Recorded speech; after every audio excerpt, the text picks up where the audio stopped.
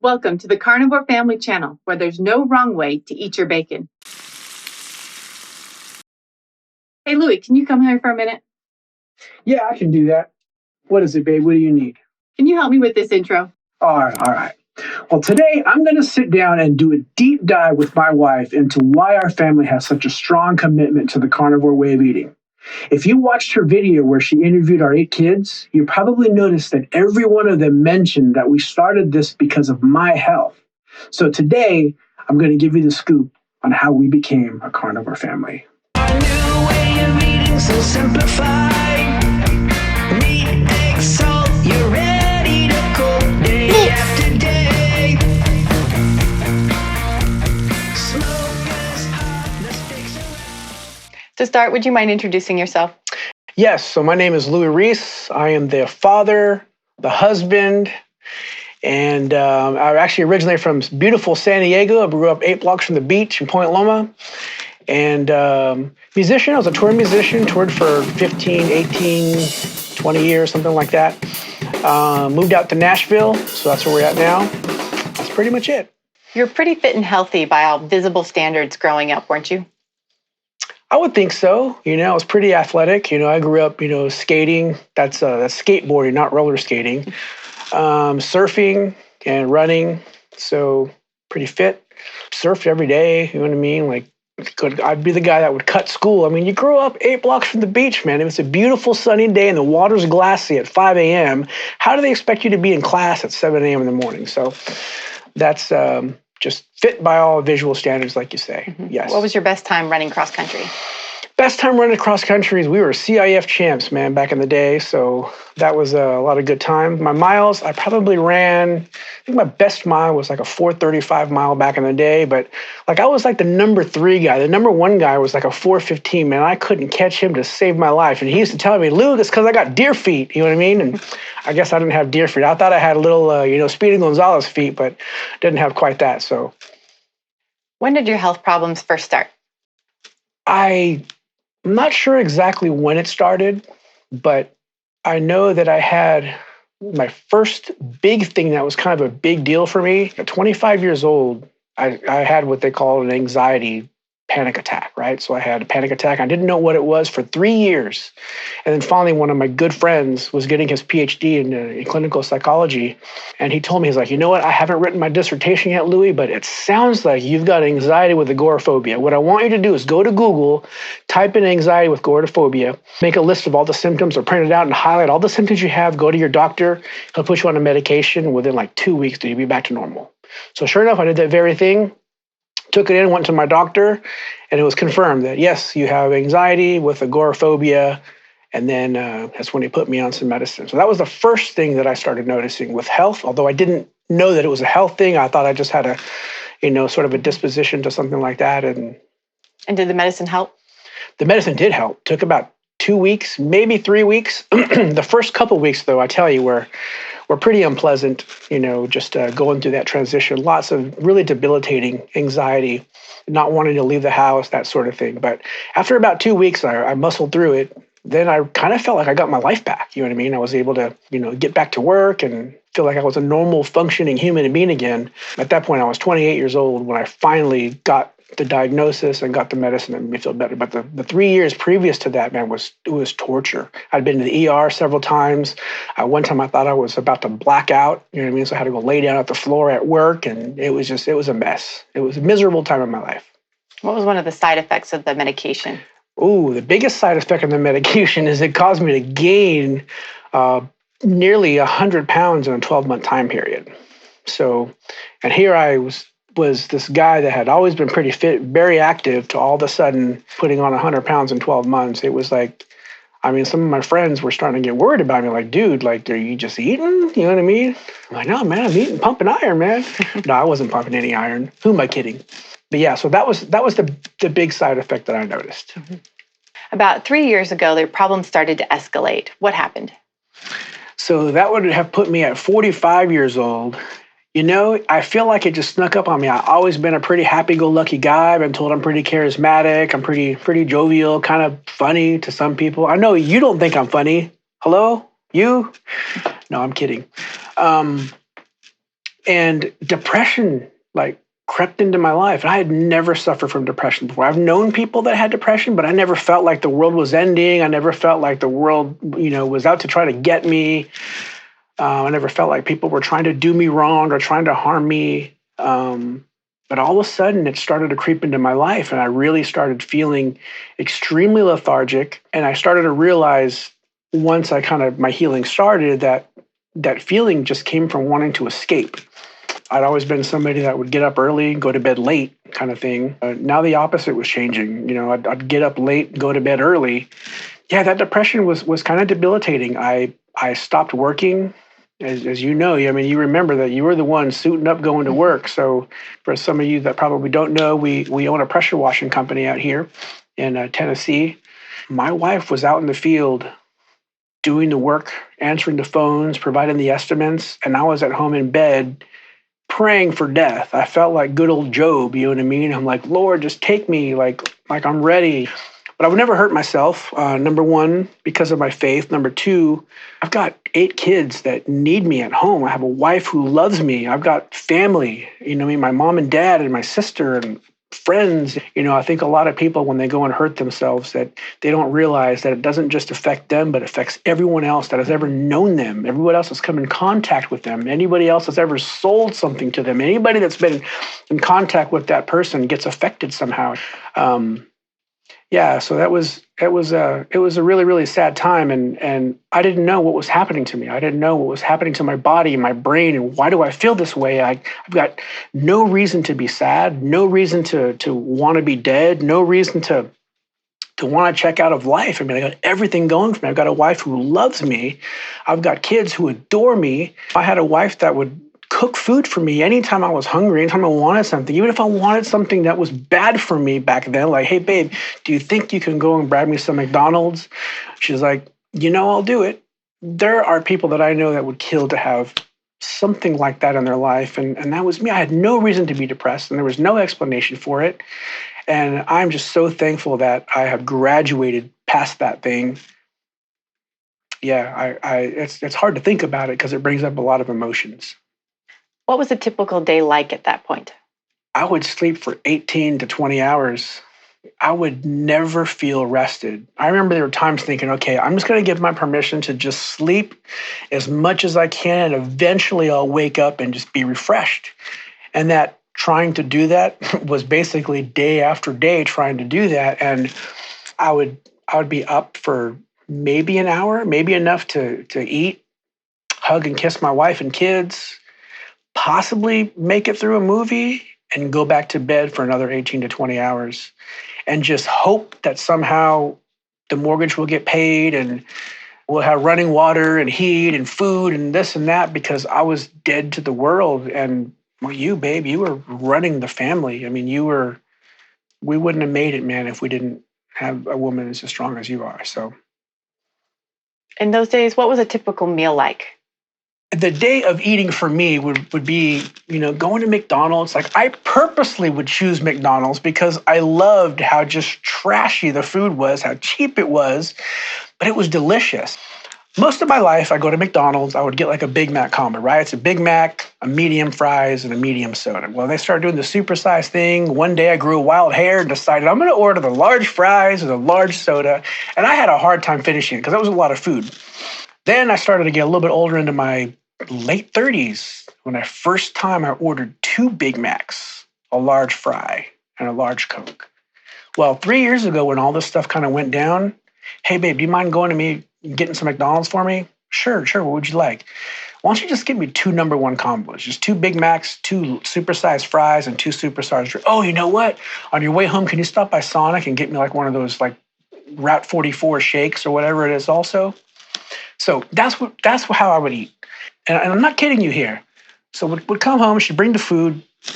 I'd eat the food. Maybe I'd be able to eat both Big Macs and 1 3/4 of the French fries. And then I would be stuffed, like just super full.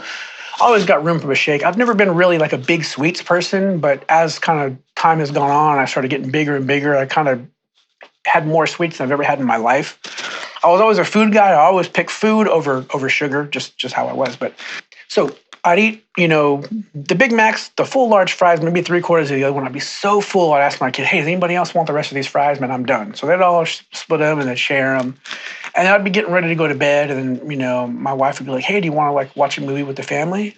I'm like, yeah, I'll try to watch a movie. That'd be good. Oh, it'd be awesome. Do you think you could run to the store, man, and get some chips and dip? So I'm listening to myself say this now, not back then, and think, how the heck am I going to eat chips and dip when I literally couldn't take another bite of French fry? Well, I know now was after that dopamine chase. You know what I mean? Like I wanted something else to put in my mouth that was different than the flavors that I just had. When I go to the Mexican places, I would typically order at least 2 burritos and maybe some roll tacos and something else. And it wasn't that I was going to be able to finish that all in one sitting, but like I wanted to eat, okay, I want this carne asada taste for sure. I want this bean burrito taste also. Sometimes it'd be 3 burritos. Like I want my carne asada burrito, just the way it is. And I want my bean and cheese burrito with rice and sour cream. But then I want a bean and cheese burrito with just cheese and guacamole. You know what I mean? And then, of course, my roll tacos. So I would eat some of this stuff, you know what I mean? And to have one big meal that was a mixture of a bunch of different things. So my eating became a lot like that. There were times, too, where I just wanted ramen. Like, just go to the store and just go grab me some ramen. Okay, well, how many packs do you need? Why don't you grab me 6? So I'd eat 6 packs of ramen, and that was like my meal. And a lot of soda. And lots of soda. I mean, I would easily drink maybe a 2-liter or more every day. And I was drinking the diet soda. I knew that the diet soda was bad for you, but I was like, man, I'm already starting to get big and, bigger and bigger. I'm already big. Maybe we'll just do the calorie thing and have it work in my favor the best that it can. You know what I mean? Like I know that there's cancer-causing properties in the diet stuff because of the aspartame and this and that, but I'll deal with that later. Right now, I want to get the weight under control. And I know some of you are laughing at me right now because you think, dude, like you were eating the wrong stuff. That's for the calories. And we all know this, but it's like it's really hard to make change. It's like we want what we want, and we're just hoping that maybe we'll just eventually start eating less of that stuff. And yeah, so it was again, man, another one of those miserable times, and I was not self-aware. I literally was not self-aware. What did this do for your weight and overall health? My weight gain, again, this is going to sound really silly, but I feel like it snuck up on me. So at my biggest, I got to 285 pounds. Now, I was 145 to 155 my entire life into my adult life. Up until about 29 years old is when I started, when I put on that, a lot of that weight. So my weight just started to just get a little out of control. I was no longer able to dress for fashion. Like wasn't able to look like the musician that I always wanted to look like. I just had to go find things that just fit, and I wanted to be comfortable. And I remember the first time it became difficult to bend over and tie a shoe. And one of my friends like, well, dude, that's an easy fix. Just start buying slip-ons. So I'm like, dude, I'm absolutely not going to buy slip-ons, man. That's ridiculous, No offense to anybody that wears slip-ons. They are extremely comfortable. I do know that. But I didn't want to have to go buy slip-ons because I was too uncomfortable to bend over and tie my own shoe. Here is a clip from one of your cover songs that you did. What's it like looking back on yourself from that time when you were at your heaviest? What's up? Hey everybody, Louie coming at you again with another cover song. Today's song is... I'm sorry, excuse me? Yeah, I know I'm a little chubby. You know what? The thing is like, they say that there's like the freshman like 15 or whatever. So I kind of have the quarantine, 15 to 20, I don't know, 30. I mean, I don't know. I kind of lost count at this point. I'm just clowning. I'm actually working on it, guys. So as the videos come, you're going to start to see some of the stuff go away. But it's not happening today. Wow, it's been a while since I've looked at that clip. The sad thing is I look at my intros in particular. When I watch that intro again, I know that the mind that was behind those eyes, and I'm like, that guy is completely acting. All he wants to do is get back to bed. All he wants to do is be dead. But you got to have some personality, man, doing these videos. And music was like the one thing in life that has always consistently brought me joy. That's when you realize that there was something really wrong with me when I didn't have the energy to get up and come into my music studio here and write and record and do covers or whatever else. Like it wasn't enough to get me out of bed. I didn't have the energy. It was work to bend down to pick something up. Being here in the recording studio was a lot of work making a cover song because, I had to bend down to move a camera, or, if I dropped a guitar pick, I got to pick that up, or dropping my drumsticks, or, just moving things around and this and that. And so I look at that guy and I feel sorry for him. It makes me want to cry because I know exactly what he was going through. I know exactly the persona that he was putting on. I know how depressed he was. And it really makes me want to go and delete all those videos because I feel, I don't want to say ashamed or embarrassed, but I just feel really emotionally tied to who that man was because it was me. I know him very, very well. And I feel like, praise the Lord, I'm no longer in that space anymore. And I'm completely back to how I was before. I actually feel better now at 48 than I did at 23. And 23, my health problems, as far as I know, didn't start yet. But I feel like I've got way more energy. I'm in a much, much better headspace than I was then. What did we try to help you feel better? We started seeking some medical attention. We went and saw counseling. We went and got blood work done, spoke to various doctors about different things. And Out of all of that, did we find anything that was wrong or that we could pin all these problems on? we didn't find anything that we can pin the problems on. But through that, eventually, probably after maybe a year of my friend, dude, I'm telling you, man, go get your testosterone looked at. I said, you know what? It seems like we've tried just about everything else. I may as well just go get it looked at. So I went and we got my testosterone looked at. They say like a normal level is between like 800 and 1100. Got my blood work done. And they said, sir, you're at a 92. And I said, you mean 192? They said, no, a 92. And then I felt super embarrassed because once I got the numbers, they were calling in other like nurses were like, dude, come here, look at this guy. It's like testosterone. Like, I was like the spectacle. And they're like, sir, we've never seen testosterone this low. Mm-hmm. They said, dude, you're going to feel like $1 million once your levels get up to back to normal. I started taking some testosterone, and after about 6 weeks, I was a new man. I really felt like I was able to spring out of bed. Like I had more energy than I had felt in 10 years. I don't know, things just started changing. I started feeling a little bit more motivation. Mm-hmm. It was short-lived, but it did feel nice to kind of have a break. You said the testosterone therapy, that the benefits of it were short-lived. What happened? What changed? Things started to digress again, and I sort of started to go back into old ways of losing my motivation and feeling lethargic again. And I wasn't understanding what was going on because for a while there, I felt like I can go run through a brick wall, and I felt like I was unstoppable. And then all of a sudden, I started getting worn down again. I guess in my mind, I'm thinking like maybe it was like I was just exerting all this energy that I hadn't had in years, and then I just tired my body out. I mean, that's kind of how it felt, and that's why it felt short-lived to me. But it wasn't long until I started thinking maybe I just got to get a higher dose. And so I went back to the clinic, and we talked more about stuff. And they said, "Man, you're already at a pretty high dose." When they ran my blood results again, like I was up at like 1150. So remember, I went from a 92, and now I'm at 1150 at this point. And they're like, we'll increase it a little bit, but honestly, man, like you're right at the top of where we want you to be. They said like 1200 is kind of like the top of where we want somebody. Like we don't want anybody above 1200. So they said, we'll try it and see how you feel. And we did, but I didn't notice a difference. In the meantime, what other health issues did you start to deal with? My blood pressure started going up. So I had been, all my life, 120/80. And now it started creeping up where medical professionals were getting kind of concerned. They started talking to me about diet, my salt intake in particular. My blood pressure was getting into like the 150s. Maybe it would touch 160. Salt was like the big thing they were trying to talk to me about. Also got diagnosed with sleep apnea. So I was on a sleep apnea machine. Pre-diabetes was like a new thing, and telling me about how you need to get on a Mediterranean diet. I actually had a doctor tell me, she said, you really need to get on a Mediterranean diet. And she's like, but don't worry about it. It's fine. She's like, I'm actually a diabetic. I've been diabetic now for just a few years, and you just got to learn to live with it, and you should be fine. Just start getting on a Mediterranean diet.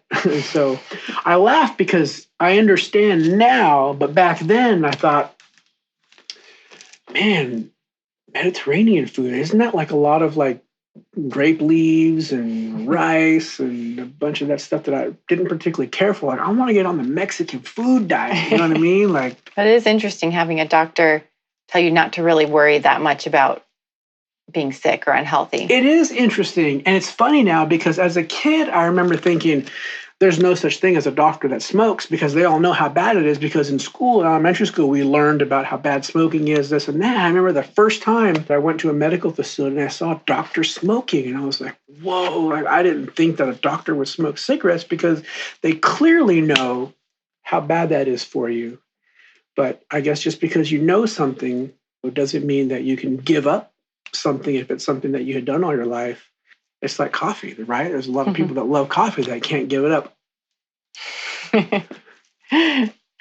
What was the final straw that forced you to make a change?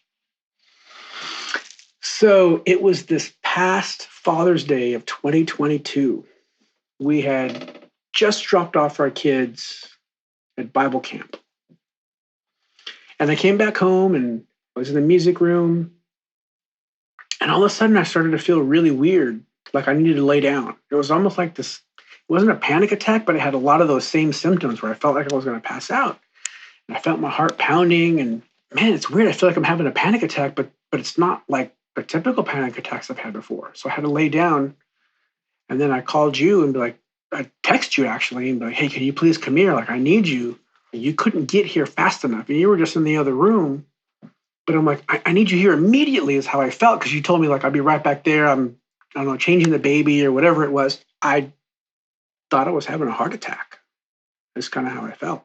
You did an awesome job of trying to coach me. You know what I mean? Like we've been taught through some of the anxiety type stuff about just kind of how to calm somebody down. And none of that was working.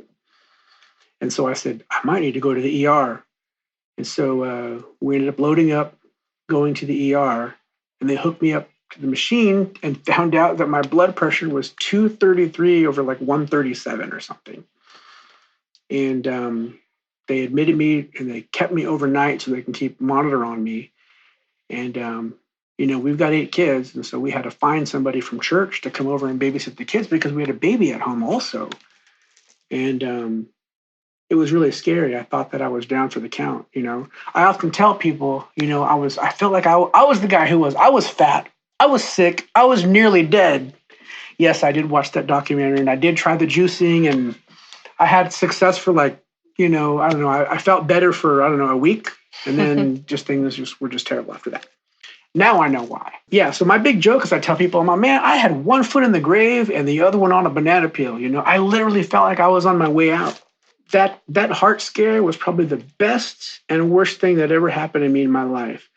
Best thing because it was the pivotal point in my life and I officially needed to make a big change. I knew what I needed to do because I had seen some influencers online like Barry, Dr. Barry. I knew what I needed to do. And to my surprise, they admitted me overnight. You know what they fed me the next morning in the hospital, in the emergency room, knowing that it was a heart thing or a blood pressure thing or whatever it was?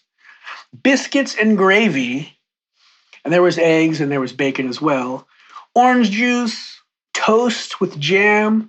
And I'm like, I know this is the South, man, but you guys know why I'm in the ER, right? Like, do you really think, and it's funny because I've had some surgeries before, something that we didn't talk about earlier, but I had a couple of ERCPs, I had my gallbladder removed, and that was a big ordeal. It was supposed to be a 45-minute surgery, took 5.5 hours. And then they infected my lungs with one of the things, and I was hospitalized for like 15 days. It was nuts. And that particular time, they're like, okay, well, you can't eat solid food for like 3 days because the blood pressure or because whatever it was with the surgery related stuff.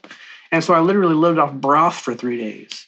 It seems like that would have been more appropriate than eating the biscuits and gravy and the toast and all the stuff they were trying to feed me in the ER after having, this heart scare. But after that visit, I kind of had this awakening, like, okay, like I'm in a desperate situation that's going to require some desperate measures. I'm going to die if I don't make a change. Matter of fact, I think it was the cardiologist that told me that, dude, like you're at risk here. You really need to make some big changes or you're not going to be around to see your kids grow up. And your wife's going to be raising all the 8 kids without you. while I said before how I felt like I was praying for death and I wanted to be dead, the reality was I didn't want those things. I really didn't want to die. I want to thrive in life. So I just decided, I'm gonna take the plunge again, man. I'm just gonna try to man up, dude, and just tough it out and try to do this meat thing, I decided that I'm gonna give it my all and try to do this, you know what I mean? And so we started the diet again. And again, it was probably after maybe 3 days or so, I started feeling like, man, I'm not sure that I'm going to be able to keep this up. Like, I know I need to do it. I'm not saying that I'm going to cheat, but it's really hard to just eat animal products. And I'm supposed to do this for the rest of my life. Now, I say the rest of my life because I realized that I graduated past this idea of doing a diet. For anyone that's watched our video on interviewing the kids, Aria in particular was talking about how she's uncomfortable with saying the diet. It was a question about like her friends or the carnivore diet or something like that. And she's like, yeah, I don't really say the diet. And what was interesting is that without prompting her or anything, or not trying to coach her on what to say, she was basically trying to articulate the fact that the word diet is a bad term because typically what it means is that we're going to do something until we achieve a specific goal. Once we reach that goal, then we can go back to do what we were doing because we accomplished the task that we had set out to do. And that's what she was trying to say. That's how I felt. This is not going to be a diet. It's going to be something I'm going to do the rest of my life. It's going to be a lifestyle change, but a true lifestyle change. I knew that I wasn't going to cheat. I knew I couldn't afford to cheat. I had done all the cheating my first 48 years of life. So I can't afford to do cheats anymore. I had a poor diet. I didn't look like I wasn't healthy, but damage was being done. And it caught up to me 20 some odd years later. I knew I needed to make this change. I needed to be a lifestyle thing. I knew I wasn't going to cheat, but I was desperate for something different. I mean, opening up the refrigerator. I remember one instance where I opened up the refrigerator and there was nothing that I wanted to eat. Nothing looked good. Nothing sounded good. Remember, I was a food addict and I would get whatever I want whenever I wanted. So I'd go back in the room and be like, man, babe, I'm just so hungry. It's like nothing to eat. And she's like, what do you mean? There's like, we got, some leftover steaks that are cooked up and there's eggs, a brand new pack of bacon. You're welcome to eat the whole pack of bacon if you want. I'll go to the store and buy you more bacon if that's not enough. And I was like, yeah, it just doesn't sound good. I just want something else. And she's like, well, I hope you don't cheat. I'm like, well, no, I'm not going to cheat. I don't want to die. I'm past, giving in to my fleshly desires for pleasure tasting food or whatever. She's like, well, if it's easier for you, man, I'll cook the bacon for you or do whatever. I'm like, nah, it just doesn't sound good. And so I just decided I'm just not going to eat. I'm not going to eat. And I kind of walked away sad and just kind of bummed out. And a couple hours later, I was just desperate again. I opened up the refrigerator and again, the same steaks was in there, man. That bacon was in there. Hard-boiled. Somebody made hard-boiled eggs at some point. There were hard-boiled eggs in there. And I just like, man, nothing just sounds good. Ended up going like that the rest of the day. Didn't eat. Wake up the next morning. I'm famished at this point, super hungry. Open the refrigerator and I'm like, man, like I don't know what I'm gonna do, man. Like I'm at a loss now because like I'm hungry. I know I can't eat all that bad stuff, but none of this stuff sounds good. So I walked away again. By lunchtime, I was so hungry, man. I was ready to eat a cardboard box. I opened up that refrigerator and that bacon never looked so good in my life. That leftover steak that was in there was hard-boiled eggs. It was the first time I kind of understood what people meant when they said that you learn to pay attention to your hunger cues. My body was like, hello, we just need food. I don't care that we can't get a Big Mac. I don't care that we can't go get a burrito. We need to put something in our body or we're going to die. Like I knew I wasn't going to die then, but I mean, it was like my body just letting me know, like, dude, you got to feed me. I opened it up and it really looked amazing. Man, I indulged, man. I cooked up that bacon. I made some eggs and I was in heaven. Did that answer the question? I'm not sure if I answered the question. No, that's a good answer. Okay. At what point did you stop feeling like the lethargic or a little bit in the beginning? You had low energy with Carnivore. So that's a really good question because it took about 3 weeks. So I think after about 3 weeks for me, my trips to the bathroom kind of went away, which that was another symptom that I had, man. This IBS thing. I don't know if it was officially IBS, but like literally for several years, I would eat and 20 minutes later, like I'm literally doing the 50-yard dash to the restroom to go sit down. And if I was being a good boy and I went and ate at a salad bar instead of getting, the McDonald's or something like that, I would see remnants of the salad that I had just consumed 20 minutes earlier in the restroom. So I stopped feeling tired about 3 weeks in. That's what I noticed. I started to get a burst of energy again, and I really started noticing that my body's circadian rhythm, I think that's what it's called. Like I'd go to bed and I literally would wake up before my alarm went off. And this hasn't happened since high school days. I would try to give my permission to sleep in, and I just couldn't. Like I literally would lay there. I would try to hit the snooze and it wouldn't do anything for me. Where before, previous to that, the first thought that crossed my mind anytime my alarm went off was, how much longer can I sleep? How many more times can I hit that snooze bar before I literally have to get up and go to work or do whatever it is I needed to do for the day? So that all changed in about 3 weeks. All right, now that it's been almost a year, let's compare your health from now to then. So what's your blood pressure like now? So the last time I got my blood pressure, it was 120 over 86, I think it was. So it's almost back to what it was back before, which is a night and day difference from 233 over 137.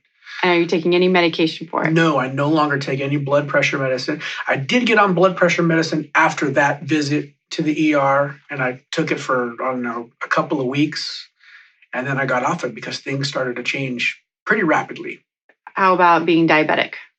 I've not been officially tested for diabetes in a while, but I'm like 100% confident that's gone, only because I had been pre-diabetic before and I had just crossed the line 3 or 4 weeks before I had the heart scare. How about your anxiety? How are you managing that now? Okay, so my anxiety was like an amazing thing that happened for me.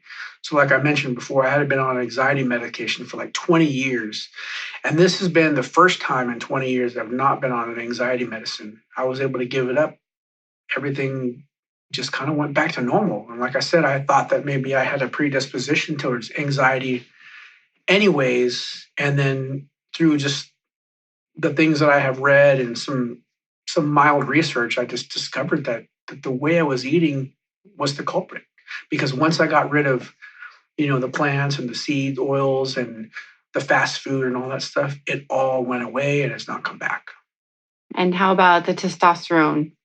So the testosterone, the last time I went in to get some blood work for testosterone, they do it every 6 months. My testosterone levels had actually climbed more, and so they started taking my dose down. So I told you before they had it set at a certain number, and I don't remember what that number was, but I was like at 1150, and they gave me some more, and that brought it up to like 1250. Well, they took it down once, but then we did blood work again this last time, and they took it down even more. So to me, it's showing me that my testosterone levels are improving, probably because of my new way of eating. I'm eating a species-appropriate diet. Thank you, Dr. Berry. And what about your bathroom habits? That all subsided, completely changed, probably within the first 3 weeks of eating this way, and no longer run to the bathroom.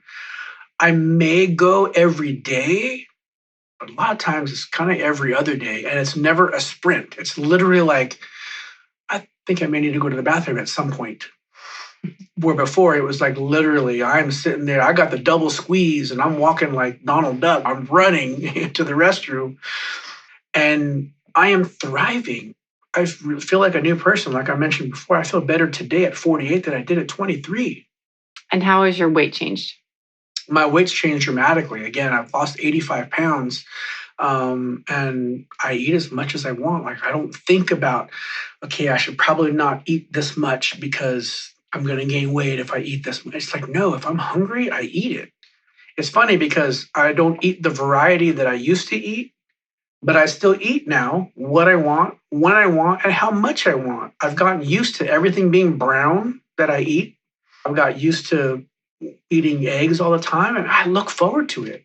I've really grown to like the taste of steak all the time and ground beef and eggs, fried eggs, like one of my favorite things right now, where I didn't like fried eggs for decades. And scrambled eggs was always my preferred way to eat them. But now just fried eggs, man, with lots of butter, just amazing.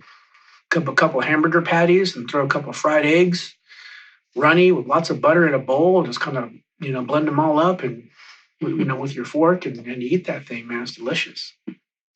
Why did we have our kids go on this way of eating with us? Well, I think it really started with trying to think, I want to look out for them and think about their future and think about their health and try to set them up to be the healthiest they could possibly be and avoid going down the path that I went through. It didn't make sense to cut certain things out of my diet and for you to cut things out of your diet because we know that they're unhealthy or not optimal, but then continue to let our kids eat them.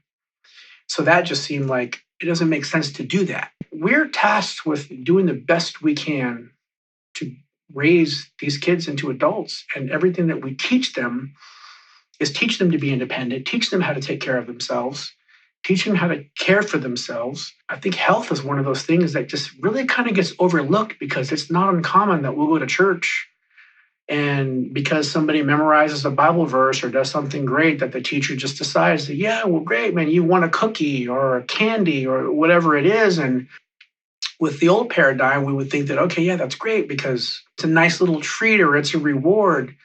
But when you kind of have this paradigm shift and you start seeing that stuff as poison, it's like, I don't want my kids to be given poison. Like it's hurting them. Is it going to hurt them today? No. Is it going to hurt them in 5 years? No. Is it going to hurt them the rest of their life? Probably not. But when you eat the way I did, you know what I mean? And you become addicted to stuff where you're like, okay, well, I want to go spend my money and I want to buy a half dozen donuts for breakfast. And you do that year after year, every day, it catches up to you. That was kind of my thought process. And I'm glad that you were on board with that same thing too. So, and the kids seem to be doing really well with it also. You know what I mean? It was not easy at first, just like it wasn't easy for me at first to give up the things that I had previously eaten. In a way, it kind of set me backwards a little bit too mentally because I was like, man, like I'm overweight, I'm dealing with depression, I'm dealing with anxiety. Now my doctor's telling me that I can't even eat the stuff I want to eat anymore. What's the point of even living? You know? Mm-hmm. So again, it was the best thing and worst thing that ever happened to me. Do you plan to relax your standards when you reach your goal weight? I will not relax my standards. I feel like I'm completely relaxed now. I think what happens is you literally have this shift that happens. I don't know if it's chemically, if it's in your body or what, but I no longer desire those things. I remember how awesome pizza tastes. I remember how awesome a homemade flour tortilla tastes, but I just don't want to go there. For instance, my mom loves to eat out. She came out to visit and she was like, okay, well, and I was telling her how I was eating. And this was, months and months ago now, but she's like, well, you can eat tacos, right? I'm like, yeah, I should be able to eat tacos. I'll just get it without cilantro, without onion. I'll still get the avocado because the avocado is amazing. And I'll just get it on corn tortilla, So I'm like, yeah, that'll be awesome. She came out, we went and got some tacos and she hung out for a couple of days or whatever. So pretty much every day, like the only thing that I would be willing to go get would be tacos because it's mostly meat, a little bit of avocado, a little bit of tortilla. Anyway, so I took part of that and man, I'm not going to lie. It took about 4 weeks to recover from that. Like I felt extremely lethargic. I went back to kind of needing a nap during the day and I hated it. I loved how the food tastes. And this, by the way, was the first time that I was able to agree with the saying that you, sir, yes, I'm watching you. I know you're watching me. That you've probably heard people say that nothing tastes as good as it feels to be thin. Okay, so I don't care about being thin anymore. That's inevitable. What I care about now is my health. So to me now, nothing tastes as good as it feels to be healthy. Because being tired like that, it really, really surprised me that number one, that I got that tired. Number two, that it lasted that long. I mean, all I had were a few corn tortillas and a little bit of avocado. And it really messed me up. And I think over time, your body's going to change. My taste buds have changed. Mm-hmm. There are things that I didn't really quite enjoy before that I enjoy much more now. So is there anything you'd just like to say to close us out? I would actually. I just want to encourage people out there. I know I'm not the only one that has gone through this particular situation, and there are also many that have gone through worse than I have. If this is a way of eating that you've been considering, I hope that this video inspires you in some way and that you would give it a try. I would suggest to try it for 30 days. I know it may sound like a long time, but really, I don't think that you'll start seeing physical benefits for about 30 days. And really 3 months is when you start really noticing big changes. But I would just say just start somewhere. Thank you guys for your time and go eat some more meat. Oh, we got a carnivore song coming out here pretty soon, man. So you probably heard the intro to Rebecca's videos. And so I've got lyrics and I got vocals just about done. So stay tuned because I think you might like it. Here's a teaser clip from our carnivore song that Louie wrote. We did this because we take joy in this way of eating. It gives us life. We have so much more fun now. We're going to shoot a music video for it with the kids soon, and we hope you'll be entertained by it as we are.